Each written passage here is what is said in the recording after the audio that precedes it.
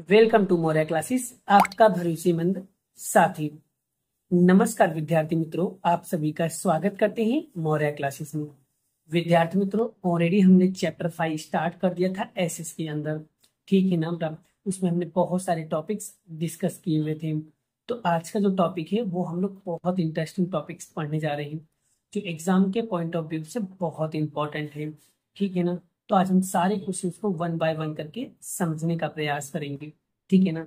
अगर आप लोग को जो भी चीजें क्वेश्चन वगैरह हो, डाउट वगैरह हो, जो भी चीजें आपके मन में क्वेश्चन हो, सो प्लीज कमेंट बॉक्स में कमेंट करिए, आपका रिप्लाई जरूर दिया जाएगा, ठीक है ना। मुझसे जितना होगा मैं उतना करने की कोशिश करूंगा बेटा, ठीक है ना। चलिए, सबसे पहले हम लोग समझते हैं बेटा वैदिक विद्या और शैल चिकित्सा क्या होता है, इनके बारे में थोड़ा अच्छे से समझते हैं बेटा, ठीक है।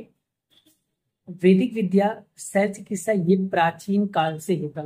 मतलब वैदिक विद्या और शैल चिकित्सा के क्षेत्र में अद्भुत सिद्धियां प्राप्त की हैं भारत ने, ठीक है। यहाँ पर लिखा हुआ है कि प्राचीन काल से भारत ने वैदिक विद्या और शैल चिकित्सा के क्षेत्र में अद्भुत सिद्धियां प्राप्त की हैं, जिसमें 3 ऐसे महान विद्वान हैं। एक है महर्षि चरक, दूसरा है महर्षि सुश्रुत और तीसरा है वाग्भट। ये तीनों ने अपने अपने क्षेत्र में वैदिक विद्या में सबसे ज्यादा ज्ञान प्राप्त किया है। देखो यहाँ पर लिखा भी है कि भारतीय वैदिक शास्त्र में महान प्रणेता महर्षि चरक, महर्षि सुश्रुत, वाग्भट ने अपने संशोधनों से वैदिक विद्या क्षेत्र, वैदिक शास्त्र में उच्चतम शिखर प्राप्त किया है।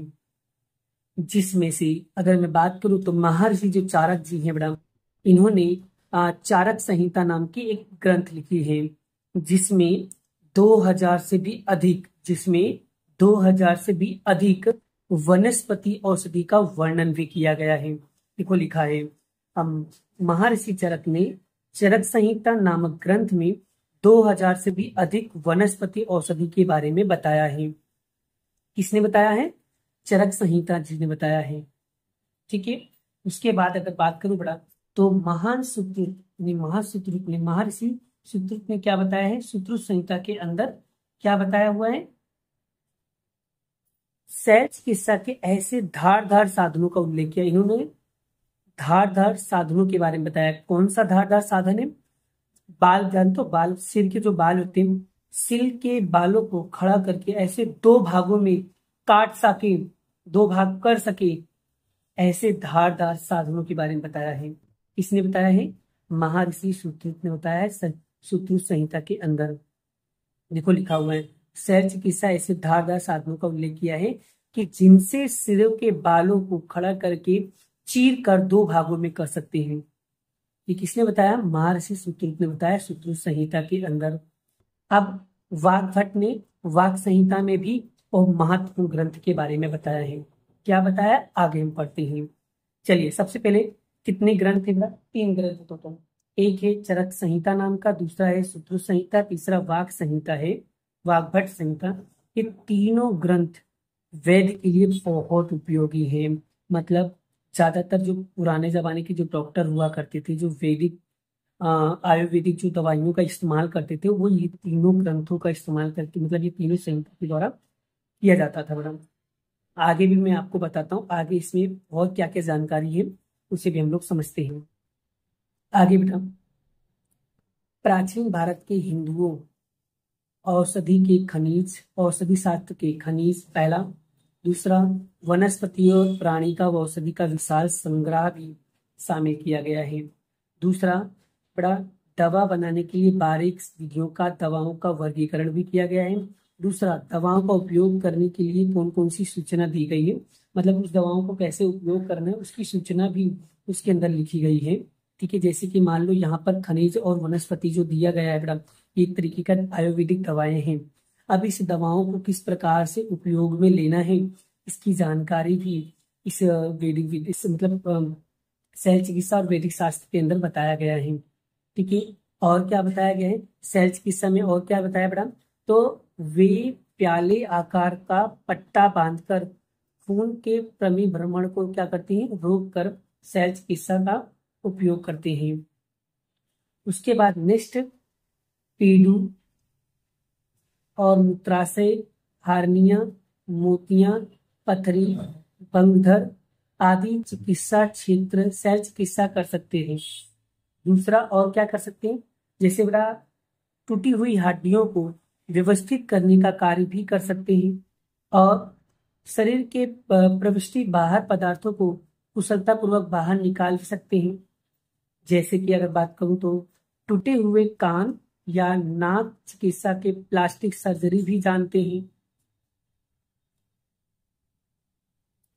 मोम के पुतले, मृत शरीर शल्य चिकित्सा विद्यार्थियों के द्वारा प्रत्येक ज्ञान भी देते हैं। ठीक है, जैसे कोई शरीर मृत यानी मरे हुए शरीर से ये लोग विद्यार्थियों को मतलब जानकारी सिखाते हैं, ज्ञान देते हैं। प्रस्तुति के समय कठिन ऑपरेशन से ये लोग हिचकिचाते नहीं थे। मतलब प्रस्तुति मतलब जानते हो क्या होता है बेटा?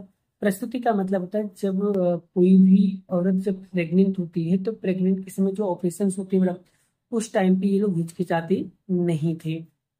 इसी तरीके से स्त्री और बाल रोगों के विशेषज्ञ भी माने जाते हैं।